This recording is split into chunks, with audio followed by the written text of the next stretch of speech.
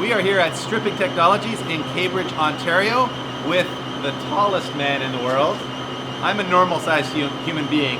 JP he's Wookiee sized, and he is the man who actually powder coated our S2000 valve cover. We're back to strip and powder coat the cross member, the RA24 cross member for our Toyota Celica project. And he's gonna let me actually do the work so that I can learn what these processes are like. I'm sure I'll make lots of mistakes that JP will fix along the way. Let's get to it.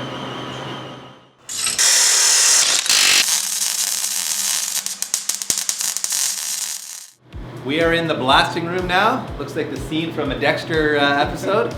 And this is our rusty old RA24 cross member. So what is the first step in the process here? First step is for you to bring it in and we figure out what we need to do with it. This is steel, so we'll be blasting it with this walnut shell we have in the booth. Sometimes we'll mix in a little bit of glass just to get a little more aggressive if it's really, really crusty, but this actually is in reasonable shape. Yeah, it's not too bad, is it? No. So we're going to use straight walnut shell on it to prep it for powder coating.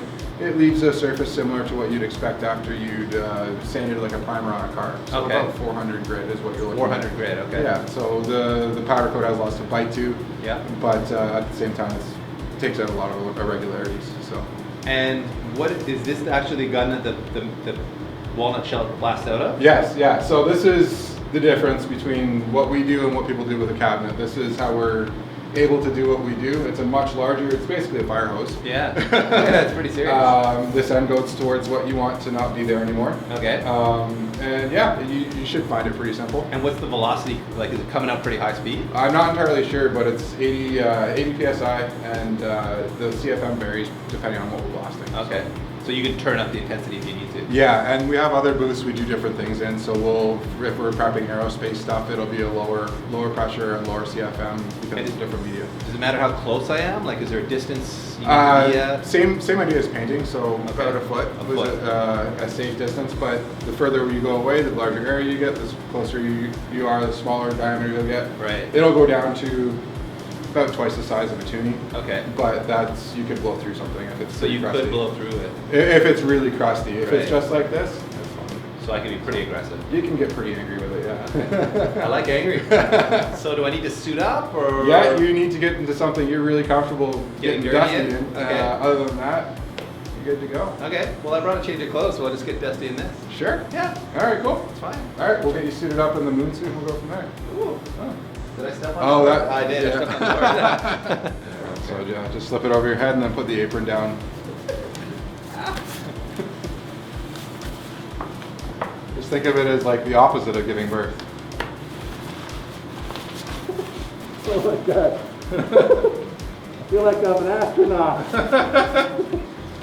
One small step for man, one giant step for subframe refinishing.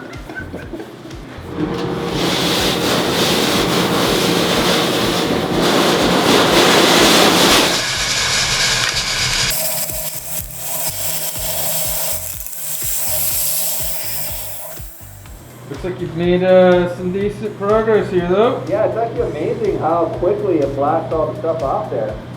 Pretty aggressive. So the next step, according to JP anyway, is to blast that subframe off with some compressed air, and then we're in here to powder coat. And as far as the blasting went, man, that thing was a lot of fun to use actually. I think it's best described as like reverse painting. You're kind of like, you're seeing the color change as you blast off all the dirt and rust. And it's turning to this nice clean metal color. So it kind of feels like you're painting it except in the opposite direction. It's really cool. I could have stayed in there all day blasting away, but then when I took the helmet off, I breathed in a bunch of dust. So anyway, after all my hard work, this is how the cross member looks. And the truth be told, I kind of just did a quickie on it, and then Dan, or Dusty as they call him here, finished it off for me properly. And it looks pretty amazing, doesn't it? I mean, you can actually see the stampings in it here for right. There are some patches though that look almost like coral. They're very kind of porous looking, which I guess is the rust having done what rust does. But overall, it actually looks like it's in great shape, doesn't it? So this is JP using his collection of tiny butt plugs. Patented technique of jam it in until nothing else can get in there. Exactly.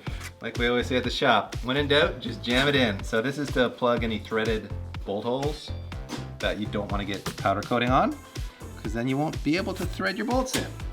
Well, what are we doing here now, Dave? Other than you watching while all the hard work gets done. That's right. We are about to powder coat our AE86 crossmember. Why is it so hard to say AE86? The tongue twister. I'll just call it Hachiroku. Hachiroku crossmember. Get powder coat now. And what color are we doing here? Well, after consulting with our fashion expert, that would be you, Peter, we've decided on a semi-gloss black because gloss was too blingy and the matte black was too, I don't know, rat roddy? You tell me, Pete, why do we go semi? Because it's the perfect in between. That's right. Gloss is a little too blingy for this automobile in my books. Yeah, It's yeah. gonna take away from that sweet engine. Yeah. But the flat just doesn't have enough appeal. Not enough pop? That's right. All right, well, Semi, semi it is. the way to go. So in this bag, we have black cocaine, or what we call here powder coat. Yes. This is the satin finish black powder coat. So what exactly is this? So it's an exterior product. It's polyester. It's gonna be about a 30 to 40% gloss. Okay. So it's not quite flat. It's definitely not gloss black, which is I believe a 90% gloss level. Okay. It's great for what you're doing. It's really tough. It's gonna resist salt, any crap that's on the road, anything you may encounter if you go off-roading it. Yeah, I probably will. And it's heat resistant and chemical resistant. And how do we get this powder to stick to that subframe? So we're gonna load it into the hopper. We're gonna use the gun. We ground the part. Yeah. And the gun has an electrode on the end of it, so it positively charges the powder as Yeah. it passes through the end of the gun. Okay. They call it the Corona. Yeah. And it's not beer. Okay. It is my favorite. So, okay, there, don't. So it'll stick to the part via static electricity. Okay. And then basically it gets put over there to bake, and the powder gets baked on, and away we go. Normally on an aluminum part or other aluminum alloys, we would pre-bake it to get Okay. gases out. Okay. With steel, not really necessary. Some people still do it. We do in some cases if it's really, really crusty, but your subframe was actually all right. So Okay. we're just gonna go ahead and coat it, and it should come out perfect. So we literally just run a ground to Yeah. this wire that the whole thing is hanging from? Yeah. So it's grounded already? It is, yeah. So you just load this in there and we start firing it? And away we go. You can try it if you want. Oh, I want to try it. All right. Sure, yeah. You I'm want gonna aim to it right try at, it? gonna aim it at PT's tingly bits down there. So it looks just kind of like baby powder kind of, eh? It's polyester, so it's just powdered plastic. Powder plastic. So that's why it's so much more durable than paint, Right. and kind of really well suited for this sort of stuff, and wheels and other exterior stuff. And how So- thick do you have to spray it on? I think this one says 2 mils. Yeah, 2 to 3 mils. Okay. So this is a thicker one. The flat black comes out a little thinner. Okay. But rule of thumb is you should still be able to see all the stamping marks and everything on it. Okay. It's not. It's similar to what you'd get from an automotive paint and clear.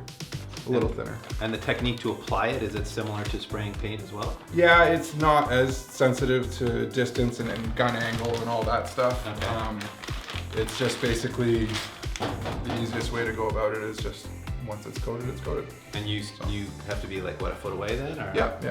mist Put it on 18 there? inches. Yep. And you'll see it kind of go towards the part because of the static electricity. Right. So it's kind of neat to watch. It's like when Pete goes to a bar full of ladies. They all just... Is that actually what happens? Let me tell you about my If twin. only. exactly. Hey ladies, let me tell you about my Evo. Oh yeah. Oh yeah, Like, oh, that's a yeah, sex magnet.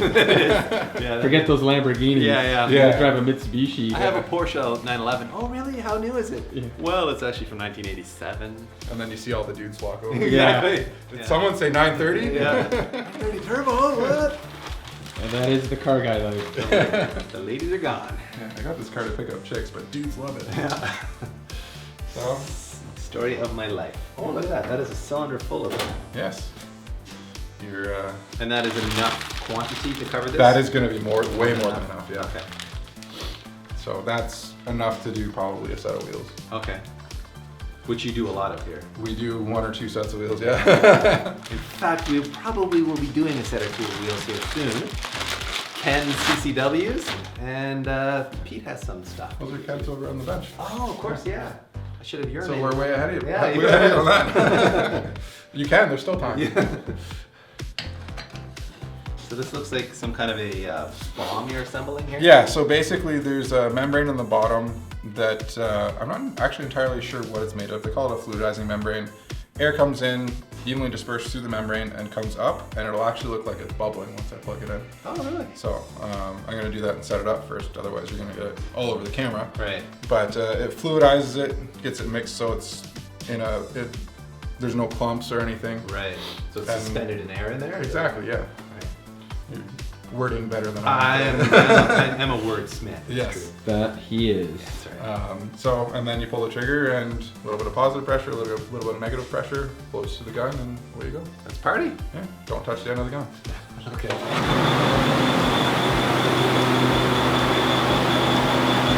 Alright. Timer comes out of this end. Yeah. The trigger sticks a little bit. I ordered a new one. Okay.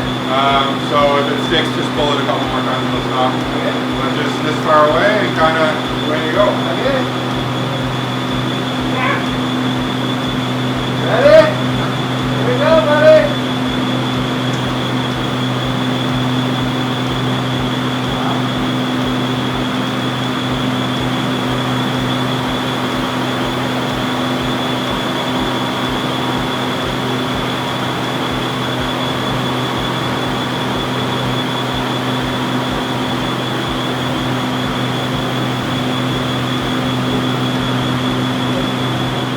Gotta hang this sucker, huh? Yeah, that's right. Hang it to go in the oven.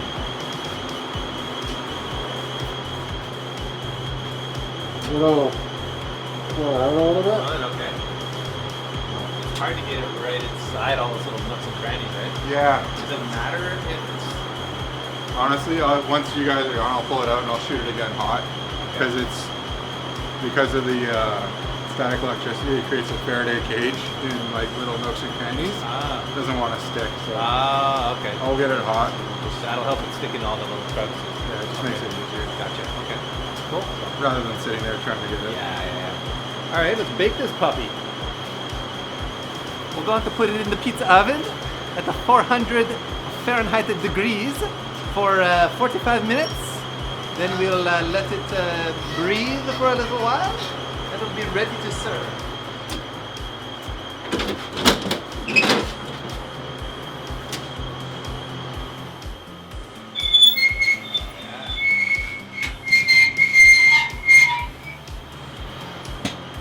There we go.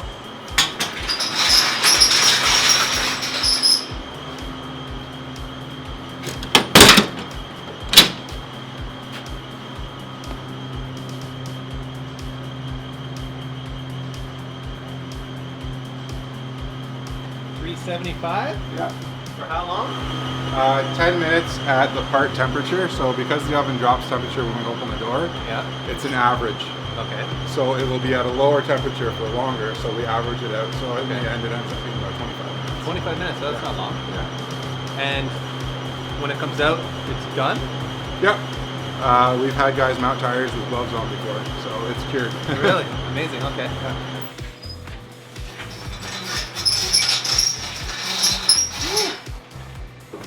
Look at that, fresh out of the oven, huh? Should I touch it or not? With my finger? Ooh, it's hot. So it's been baking for how long? About 30 minutes. And that's typically kind of the curing process that you do? They do it according to how hot the actual part is. Okay. So a bigger wheel is going to take a little longer. Right. A small sheet metal piece is going to take a little less time. Right. So this is 30 minutes is fair for small parts. Okay, and you can see it's got sort of a satin finish as the powder coat bag indicated it would. The powder was in the right bag. Yes, it was. And how durable a finish is this? Very. It's effectively melted plastic. So because of the finish from the media blasting, this is actually bonded with the substrate on the part. Okay. It's baked on, and it should stay there indefinitely. So it's a lot more chip resistant than paint. Yeah, for definitely.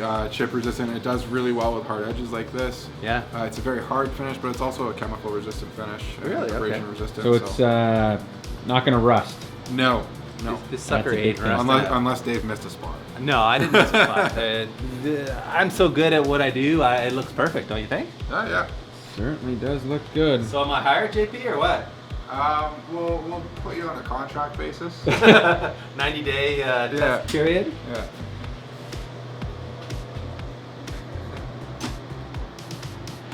That's it, huh? That's it, internet. That's how you strip and powder coat. Would like to thank our Wookiee friend at JP Stripping. It's called Stripping Technologies Inc. You'll find them in Cambridge, Ontario. If you live in the area and you need things powder coated, call this man. Or even if you don't live in the area, we have depots in the GTA and Hamilton. Oh, sweet. Look at that. You can drop off and pick up there. Southern Ontario, they got it all covered. That's right, I saw you post about that on Facebook. Yes. You can find him on Facebook. On Facebook? On Facebook. He's got a cool Datsun 510 that you can check out on our website. I think you may have heard of it. It's called Speed Academy. Speed.academy. Check it out. As soon as you get in there, you'll feel the cold air. Oh, the fresh air From being the pumped outside, in. yeah. I'll go park by the tube.